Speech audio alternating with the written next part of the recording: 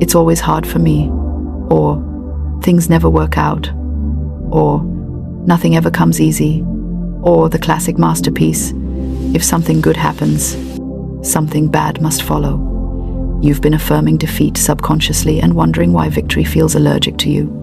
I'm going to tell you something simple, but if you absorb it deeply, it will feel like your life just got rebooted.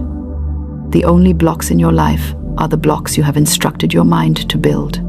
This might sting a little. It might sound like blame. It's not.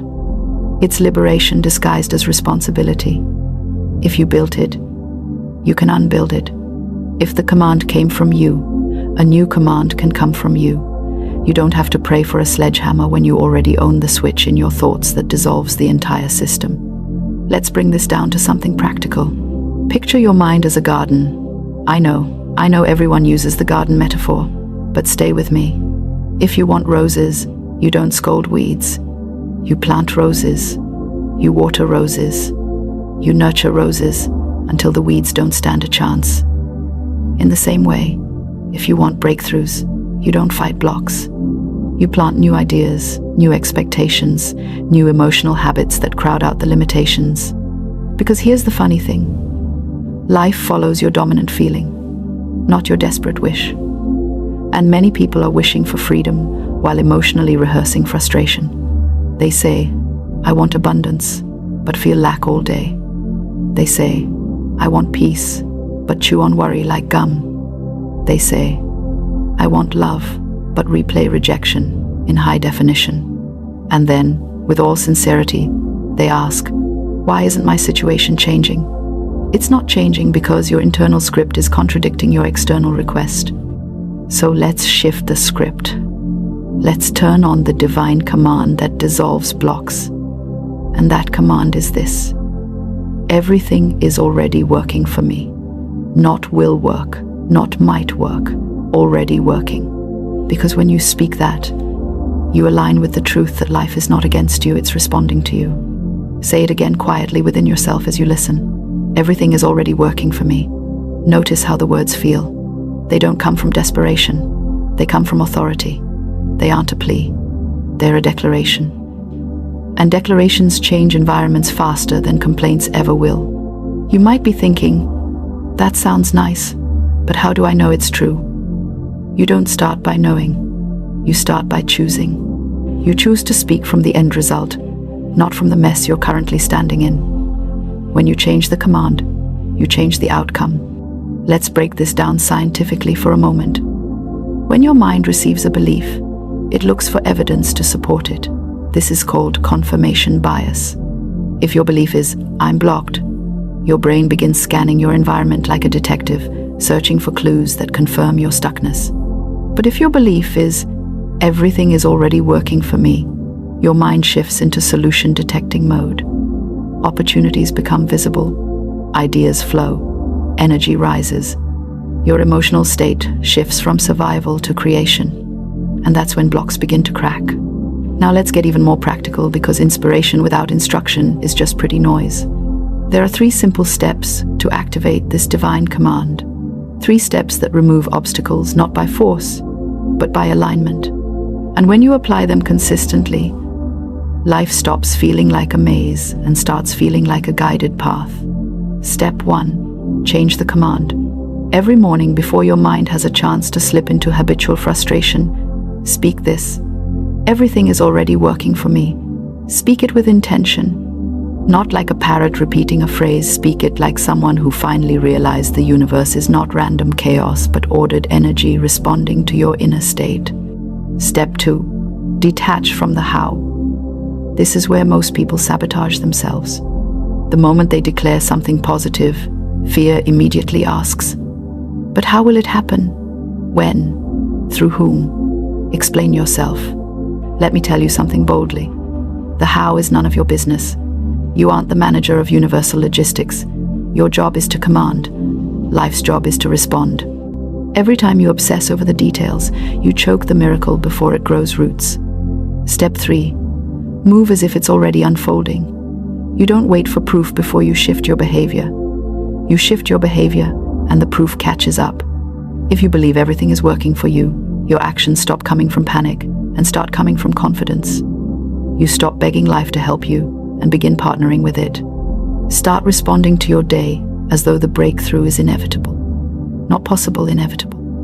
You don't rush, you don't force, you don't shrink. You just move with a quiet inner glow that says, "Of course this will work out." Let me give you a simple example. Imagine you're applying for something, a job, a loan, a position, an opportunity. Most people send the application while whispering, "Please pick me, please." That's not a command, that's an apology. You don't go into situations apologizing for wanting what already belongs to you. You go in with the inner certainty that whatever aligns with your highest good is already yours. And if one door closes, it's because a better one hasn't finished unlocking. You see how this shifts your energy? It dissolves fear. It dissolves desperation. It dissolves blocks, because blocks can't survive in an atmosphere of certainty. Another example. Let's say money has been tight. Bills piling up like they're auditioning for a mountain role. Instead of saying, "Why is this happening?" shift the command to, "The supply for every need comes before the need." And suddenly your mind stops spiraling and starts innovating. You see solutions you missed. Ideas show up. People show up. Breakthroughs appear in places you didn't even think to look. Life responds to a calm, confident spirit. Now, let's address the question lingering in your heart. What if I say these things and nothing changes? That's resistance talking. And resistance is just the final tantrum of old beliefs dying. When you plant new seeds, the soil doesn't turn into a garden overnight. But give it consistency, give it belief, give it energy, and it becomes impossible for your life not to shift. You're not fighting against blocks. You're giving instructions to your reality, and reality listens. Try this for the next 7 days. For just 1 week, speak the command, detach from the details, and move as though the answers have already been mailed to you. Watch how your energy changes. Watch how situations shift. Watch how clarity appears. You'll notice small doors opening. You'll notice opportunities aligning. You'll notice momentum returning to your life. Because that's how the divine command works. Not with thunder, not with drama, with alignment.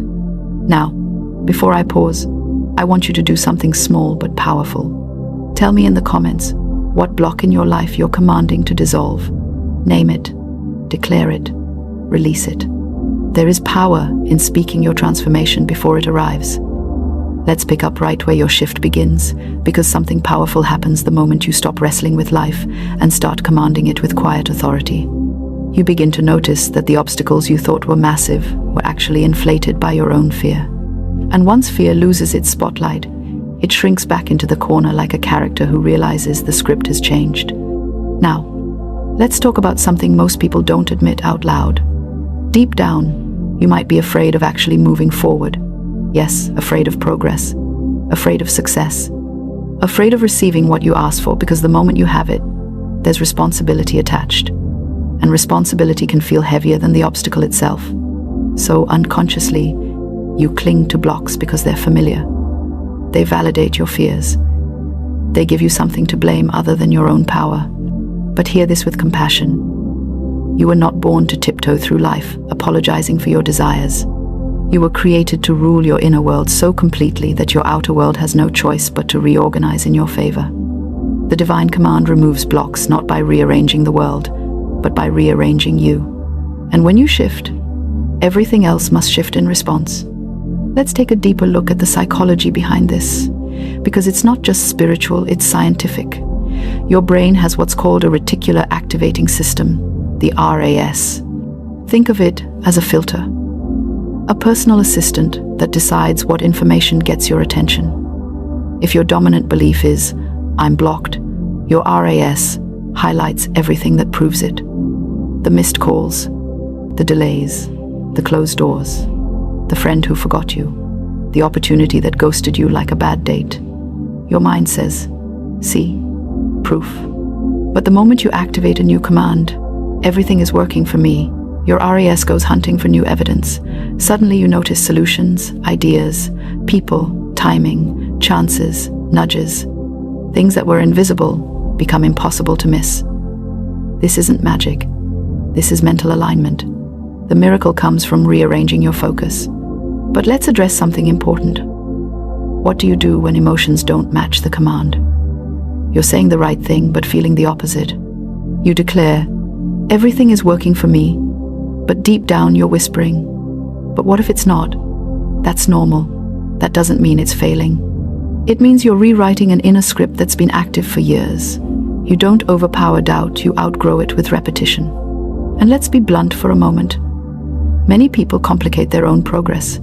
They say, I'm waiting for a sign. My dear, the fact you're breathing is a sign. The fact you're discontent is a sign. The fact you're watching this is a sign. Signs don't come with trumpet sounds, they come as nudges, whispers, discomfort, inspiration. If you want confirmation, here it is. You're ready. Let's talk about something practical now, how to maintain this new command when your environment or circumstances try to drag you back into old patterns. Because life has a sense of humor.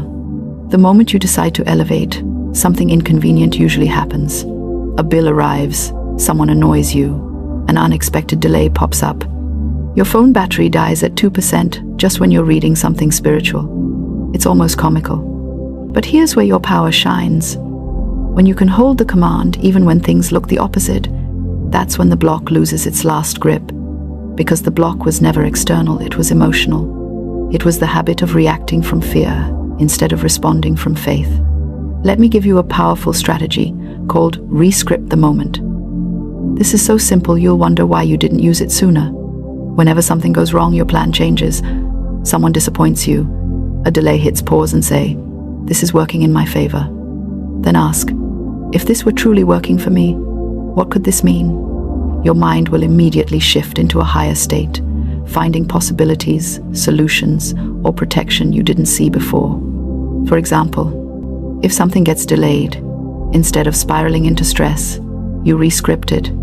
This delay is divine timing, rearranging things. You'd be amazed how often a delay protects you, redirects you, or aligns you. If someone walks away or lets you down, rescript it. This is making room for someone better aligned with my path. You stop feeling rejected and start feeling upgraded. If finances seem tight, instead of panicking, you say, this is clearing out stale energy to make room for bigger supply. And suddenly, your stress loosens, your creativity wakes up, and solutions come. Life becomes smoother when you stop interpreting every inconvenience as an attack and start seeing it as guidance. Now let's go even deeper into the emotional patterns that keep blocks alive. It's not your circumstances, it's your emotional habits. You have emotional loops: worry, fear, doubt, impatience. They repeat themselves like a playlist, stuck on shuffle. But emotional habits can be broken the same way they were created, through repetition. There are 3 emotional habits you must replace if you want obstacles to vanish. First, replace worry with expectation. Worry is just negative prayer. It's rehearsing what you don't want. Expectation is rehearsing what you do want. When you expect good, you invite good. Not because of superstition, but because your actions, words, and decisions start aligning with the outcome you anticipate. Second, replace fear with curiosity. Fear freezes. Curiosity opens. Instead of thinking, what if this fails? Shift to, what if this works even better than I think? Curiosity softens the emotional charge and creates space for miracles. Third, replace impatience with calm confidence. Impatience says, it must happen now. Confidence says, it is already on the way.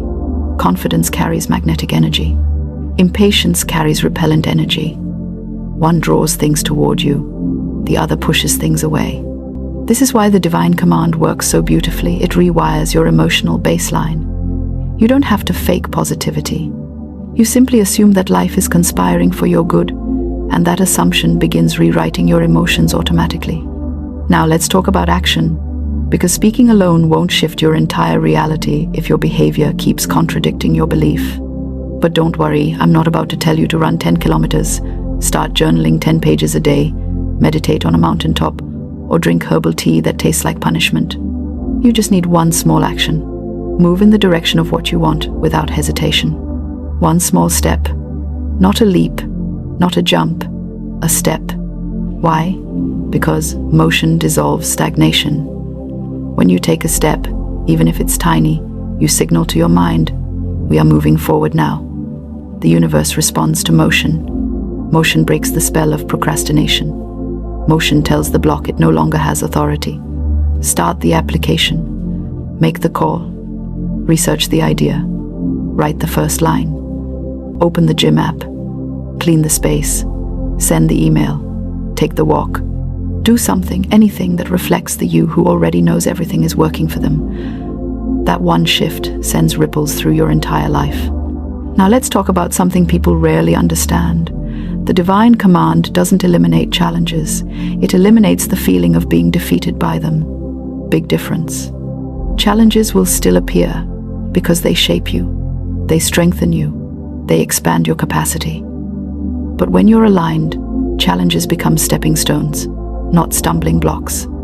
They move you forward instead of knocking you down. You begin to handle life differently. You stop reacting from panic and start responding from clarity. You stop feeling small and start seeing yourself as someone who is carried, supported, guided, supplied. You walk differently. You talk differently. You move through the world like someone who knows they are backed by something bigger than circumstance.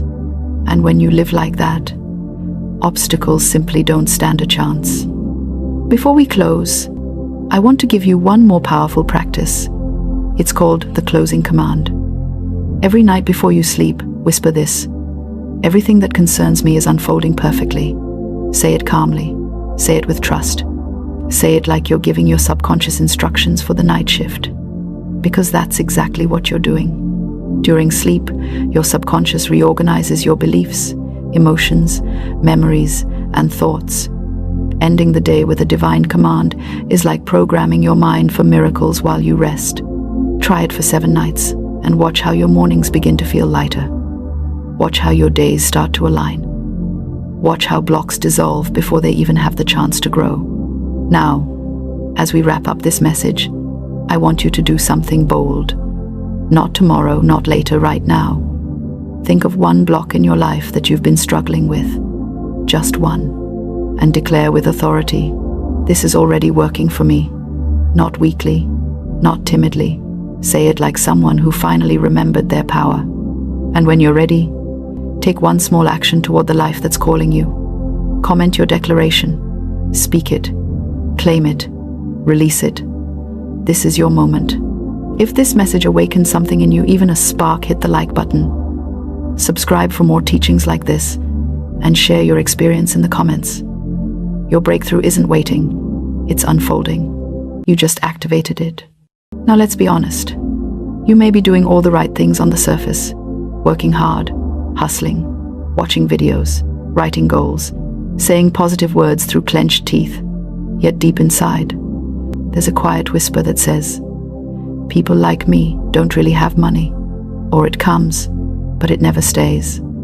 Or I'll always have just enough to survive. That whisper is not harmless. That whisper is the code. You are not broken. You are not lazy. You are not cursed. You are simply loyal to an old identity that once kept you safe. And safety, my dear, is the enemy of prosperity. Most people believe money is something you earn. That is a charming myth. Money is something you match. Think of it like tuning a radio. You can shout at the radio all day, but if you're on the wrong frequency, you'll only hear static. Money works the same way. It doesn't move toward effort alone. It moves toward alignment. This is why one person can work themselves into exhaustion and remain stuck, while another seems to glide into opportunities with suspicious ease. It's not favoritism, it's identity. The outer world is always a mirror, never a decision maker. If your bank account could speak, it wouldn't insult you. It would simply say, I am showing you who you believe you are. Now pause here, because this is where people usually panic. They think, so it's my fault? No, It's your responsibility, not your fault. You did not consciously choose your money identity. You inherited it. You absorbed it. You practiced it until it became familiar. Familiar feels like truth, even when it's false. Perhaps you grew up hearing that money is hard to get. Perhaps you saw good people struggle and bad people thrive. Perhaps you learned that wanting more made you greedy, selfish, or ungrateful. So you became a kind, spiritual, hard-working person who secretly feels uncomfortable receiving. And money, being extremely polite, obeys that discomfort. Here is the great revelation. Money follows identity the way a shadow follows a body. You don't chase your shadow. You move, and it moves with you. So the question is not, how do I get more money? The real question is, who must I become for money to feel natural in my life? Now don't dramatize this.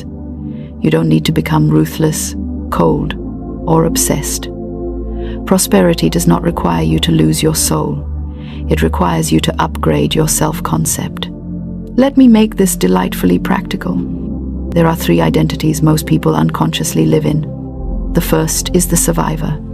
The survivor says, as long as my bills are paid, I'm fine. The survivor feels relief when money arrives and panic when it leaves. Money comes in short bursts and exits quickly because it was never invited to stay. The second is the striver.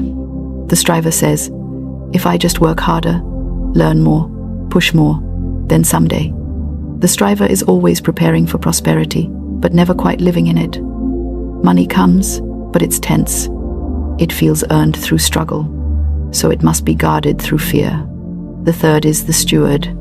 The steward says, money flows through me because I know how to direct it.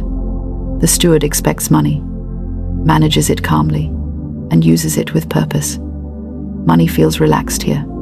It lingers. Notice something important. Only one of these identities feels safe for money. Money does not want drama. It wants direction. So how do you shift identity without pretending, lying to yourself, or plastering affirmations over disbelief like wallpaper over cracks? You begin by acting from the identity before the evidence appears. Now don't misunderstand me. This is not reckless fantasy. This is disciplined imagination. Identity is formed by repeated decisions, not emotional declarations. Here is a simple test. When money enters your life, even a small amount, what do you do first? Do you rush to spend it? Do you immediately assign it to problems? Do you feel relief instead of appreciation? Those reactions reveal your identity. A prosperous identity does not panic at small sums. It respects them. If you cannot manage 50 with clarity, you will not manage 5,000 with peace. So the first shift is this.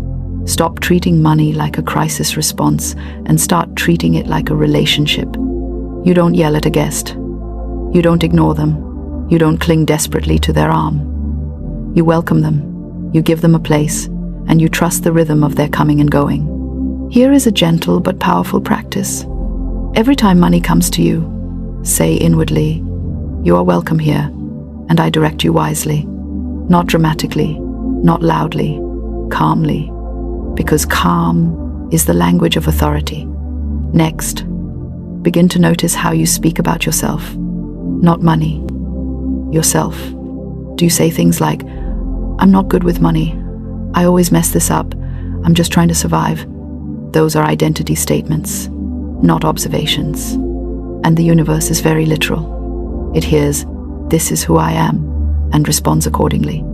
You don't need to swing to arrogance. Simply shift to truth. Try, I am learning to manage money with clarity.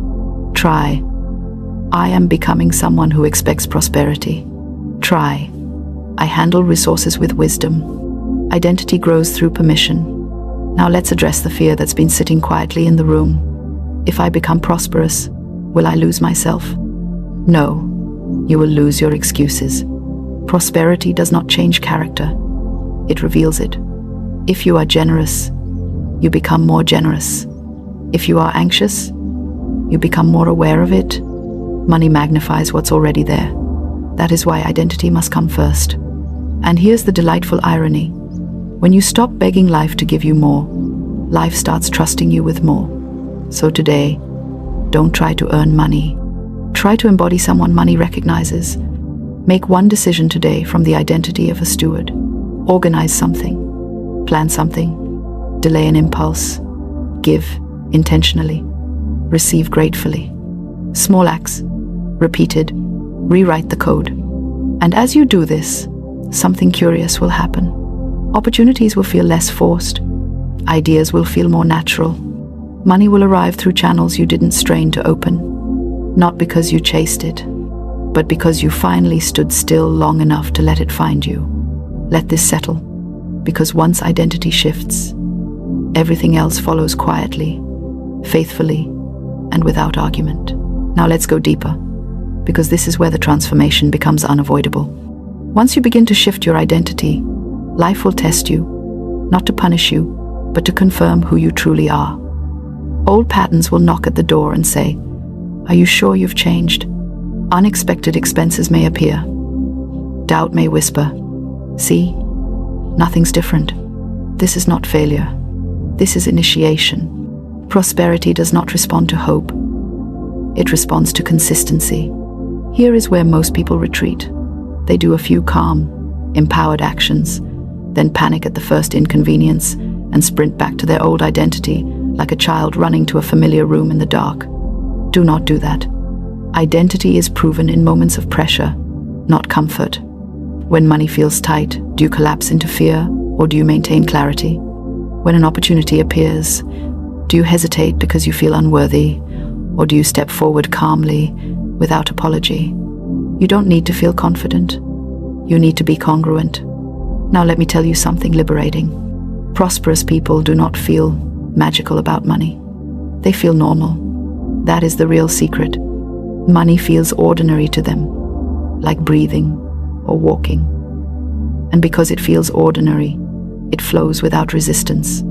So if money feels dramatic in your life, if it triggers excitement, anxiety, guilt, or urgency, that's not because money is intense. It's because your identity hasn't normalized it yet. Your work now is normalization.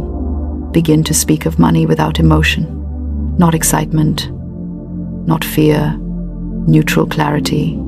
Instead of saying, "I need money urgently," say, "I am directing resources toward my next step."